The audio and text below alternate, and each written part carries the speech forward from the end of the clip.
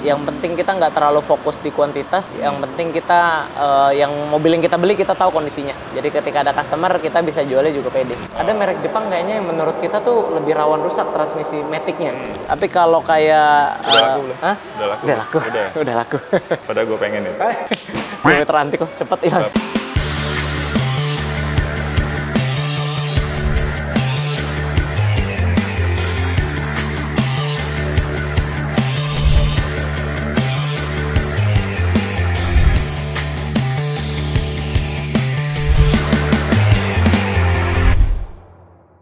Oke, selamat datang di channel YouTube Domo Transmisi. Nah, hari ini kita kedatangan YouTuber juga dari dunia otomotif, yaitu Formula Motor TV. Formula Motor TV. Ko Rainer, apa kabar? Salam kenal kok, salam kenal, Ko Freddy. Hari ini Ko Rainer datang ke Domo Transmisi bawa mobil apa kok? Kita bawa nih Corolla Cross.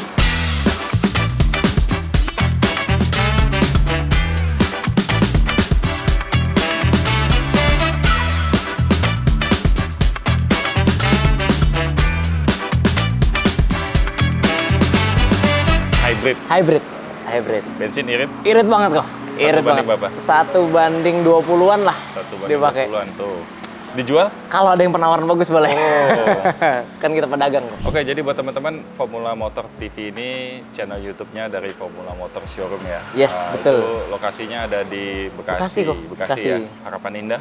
Iya, dekat Harapan Indah, di dekat Kranji kita. Kranji, oke.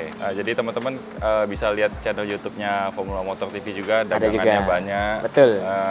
Nah ini nanya sedikit, ini kilometer berapa kok? Kilometer ini 20.000 jalan ke 30. 20-an ya? 20-an. 20-an. Kalau EV main nggak kok? Kita EV ada main, tapi biasanya kalau ke langganan aja kok. Jadi kalau ada orderan, pesanan kita cariin. Oh gitu. Cuman kalau kita stok sekarang kayaknya belum dulu deh. Belum dulu ya? Belum dulu kita. Kenapa kok? Mungkin karena dari konsumennya sendiri ya kok ya. Jadi kita lihat konsumen EV ini adalah beda dengan konsumen mobil bensin ya. Konvensional ya? Iya konvensional dia beda. Dia banyak kan nyarinya yang baru karena konsumennya kayaknya punya duitnya berlebih nih untuk cobain EV. Siap. Jadi kalau untuk second dia takut, dia masih belum percaya, takutnya dijual karena ada masalah atau apa, karena kan bengkel EV sendiri masih jarang ya. Nah kalau kita tanya soal Formula Motor TV ini, kapan kok mulai masuk ke dunia YouTube nih? Kita masuk itu pas COVID kok, pas COVID, PSBB itu kan sedih banget tuh jual mobil kok.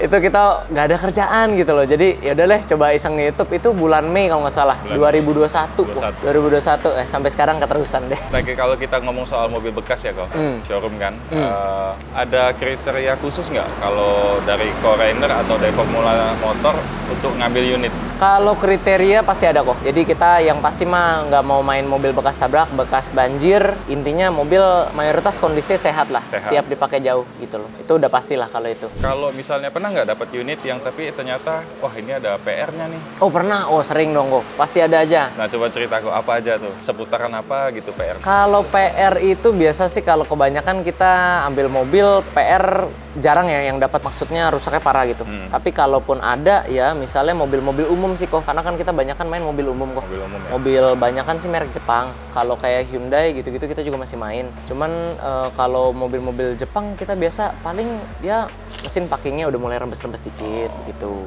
Minor lah ya, yang nggak terlalu berat lah ya. Nggak terlalu berat sih. Kalau mobil Eropa gimana kok? Kalau mobil Eropa itu Ada stok, tapi kita lebih dikit kok, lebih dikit. Kita lebih dikit karena kita udah dari dulu sih ya spesialisnya mobil-mobil yang lebih fast moving. Fast moving. Lebih fast moving. Jadi kalau mobil Eropa gitu, tapi kita juga karena kurang terlalu paham sih kok ngelihat kalau mobil Eropa. Terus kalau misalnya nih, kelebihan dari Formula Motor nih buat teman-teman nih yang mau beli unit di Formula Motor, apa nih kelebihannya nih? Kalau kita sih kok menurut saya pribadi yang udah ngikutin Formula Motor berapa lama ini ya, kita sih paling ngedepanin pelayanan kok. Pelayanan ya? Pelayanan, jadi tiap ada customer kita berusaha gimana caranya setelah transaksi satu ini selesai, dia untuk transaksi kedepannya dia masih ingat sama kita, untuk mereferensikan gitu. Nanti kalau dia mau jualnya ke kita lagi.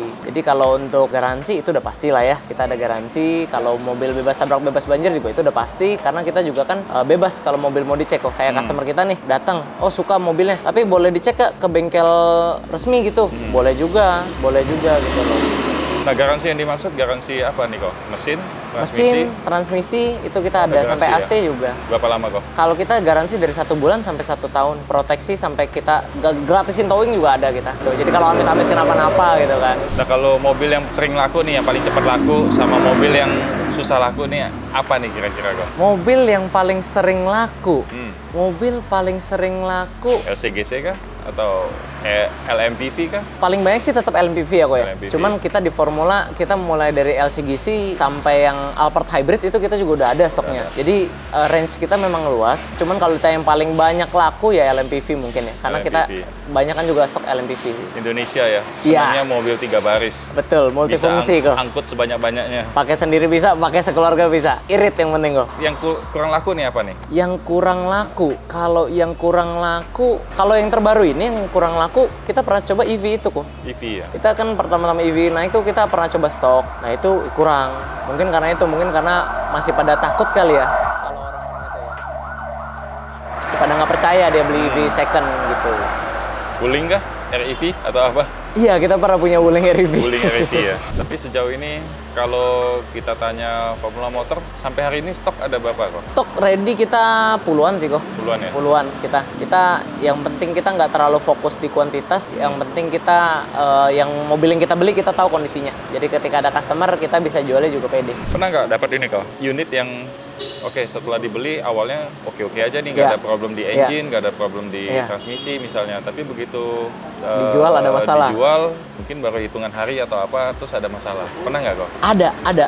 Malah kita yang ini tuh kita pernah beli mobil nih, kita cek aman, selama itu mobil di showroom, test drive apa sehat, tapi pas laku sama konsumen dibawa pulang baru sehari itu mobil masalah. Itu kalau nggak salah mobilnya apa ya? Lupa deh, Toyota. Itu masalah transmisi kok. Kalau dari pengalaman kita nggak tahu nih, kalau saya salah coba dikoreksi kok. Tahu saya kalau mobil Toyota itu dia jarang rusak transmisinya kalau dibandingin merek Jepang lain ya. Ada merek Jepang kayaknya yang menurut kita tuh lebih rawan rusak transmisi matic-nya.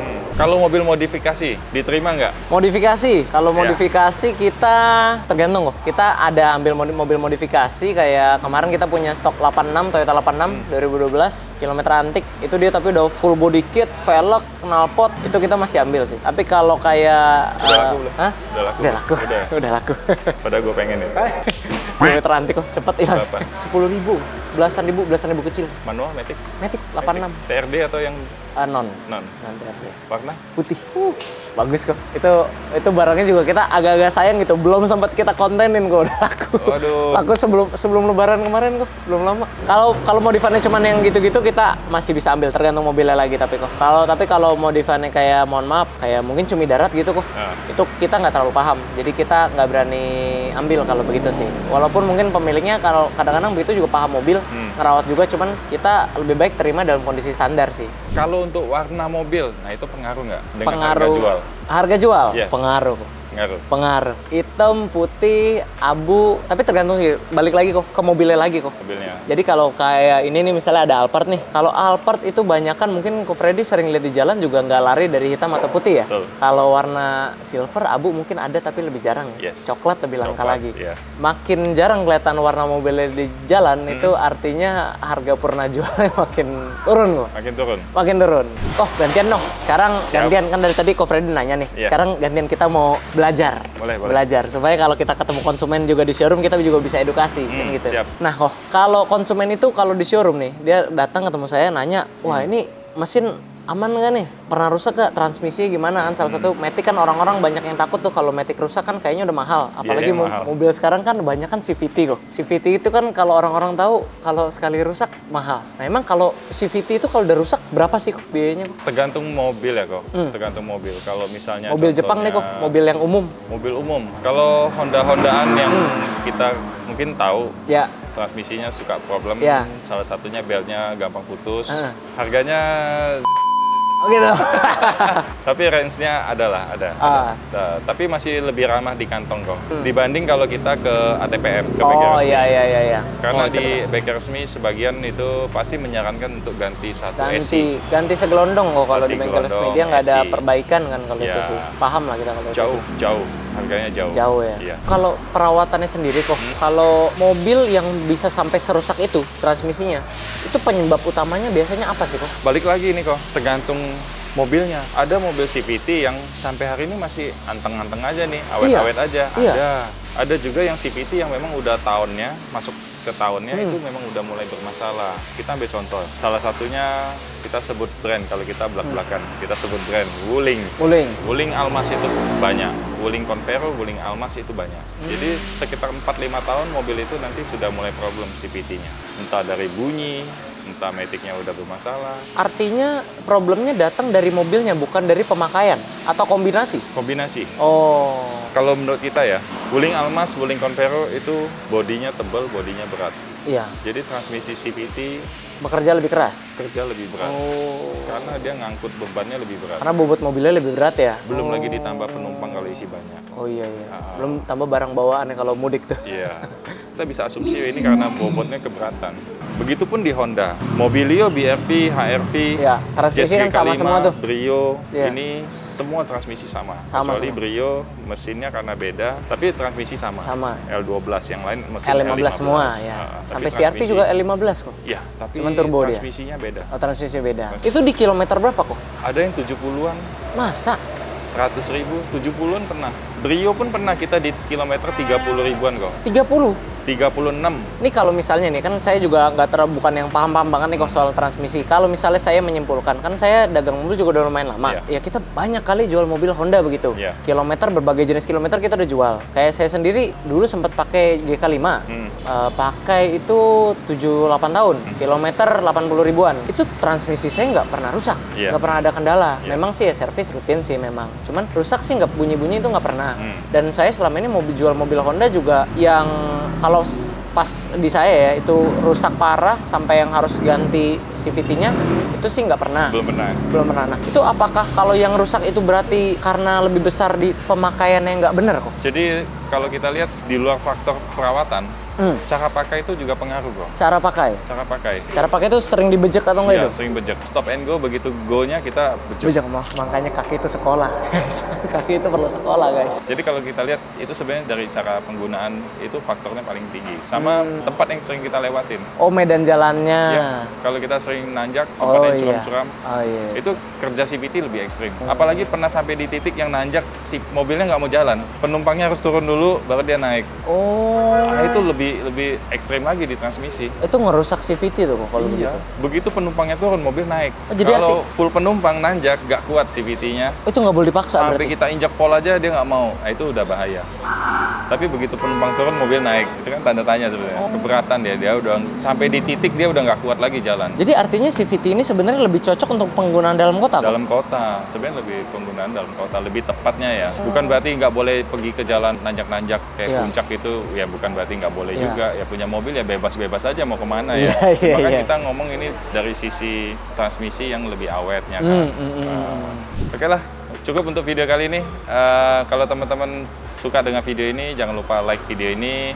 Jangan lupa juga share ke teman-teman lain yang pecinta otomotif. Jangan lupa subscribe channelnya YouTube Domo Transmisi dan juga channel YouTube-nya Formula Motor TV. Kalau ada pertanyaan atau komen atau apa, silahkan isi aja di kolom komentar. Nanti kalaupun ada pengen kita review tentang apa, pengen kita undang YouTuber siapa, bisa tulis di komen. Oke, Pak Produser. Oke, sekian untuk video kali ini. Domo Transmisi, dokternya Matic.